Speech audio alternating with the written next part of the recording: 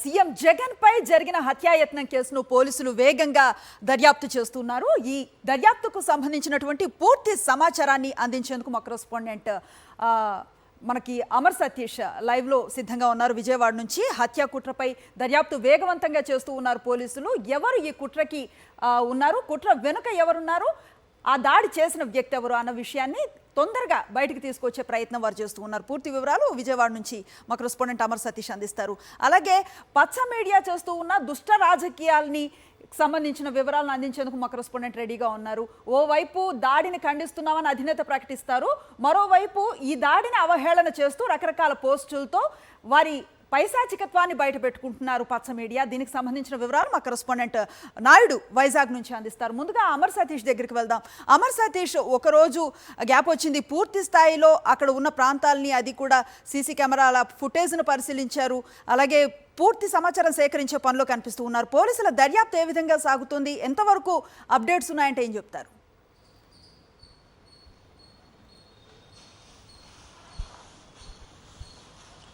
ఎస్ఎన్శ్రీ CM Jaganmohan రెడ్డిపై హత్యాయత్న ప్రయత్నం జరిగిన తర్వాత అదే ప్లేస్లో ఉన్నటువంటి వెల్లంపల్లి శ్రీనివాస్ కంటికి కూడా బలమైన గాయమైంది. అయితే మాజీ మంత్రి, ప్రస్తుత సెంట్రల్ నియోజకవర్గ ఎమ్మెల్యే అభ్యర్థి అయినటువంటి వెల్లంపల్లి శ్రీనివాస్ రాతపూర్వకంగా ఇచ్చినటువంటి ఫిర్యాదు మేరకు అజిత్ సింగ్ నగర్ పోలీసులు కేసు నమోదు చేసి దర్యాప్తు చేపట్టారు.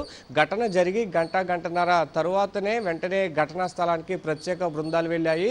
ఫుట్ ప్రింట్స్ను ప్రధానంగా కలెక్ట్ చేసిన పరిస్థితి అయితే ఉంది.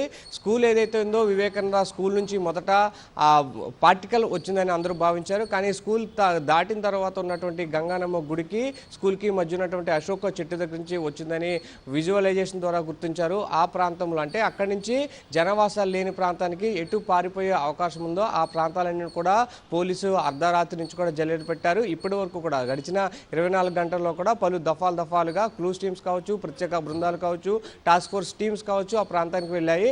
ఫుట్ ప్రింట్స్ ఏవైతే కొన్ని ఫుట్ ప్రింట్స్ని అయితే కలెక్ట్ చేశారు.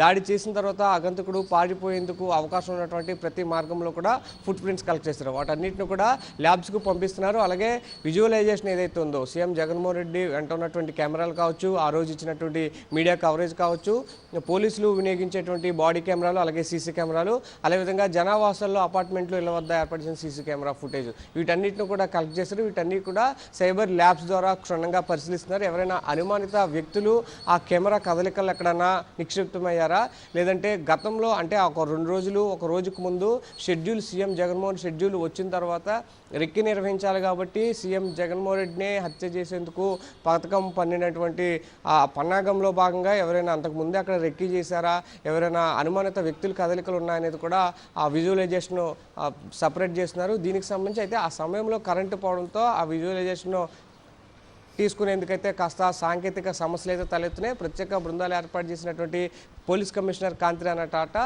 అదనపు ఎస్పీ శ్రీహరి నేతృత్వంలో అయితే దర్యాప్తు జరుపుతున్నారు. మరికొద్ది గంటల్లోనే కేసుకు సంబంధించినటువంటి క్లారిఫికేషన్ వచ్చేటువంటి అవకాశం అయితే కనిపిస్తుంది. Right, thank you Amar Satish. మొత్తంగా ఇది ప్రీ ప్లాన్డ్ మర్డర్ ప్లానే అని ప్రాథమిక సమాచారం అందుతోంది. దీనికి సంబంధించి ఎవరు ఉన్నారు, ఈ కుట్రదారులు ఎవరు, దీని వెనకాల ఎవరున్నారన్నది చాలా గంటల వ్యవధిలోనూ పోలీసులు నిజ నిర్ధారణకు తీసుకొచ్చే అవకాశం కనిపిస్తోంది. మా కరెస్పాండెంట్ అమర్ సతీష్ అందించిన డీటెయిల్స్ అవి.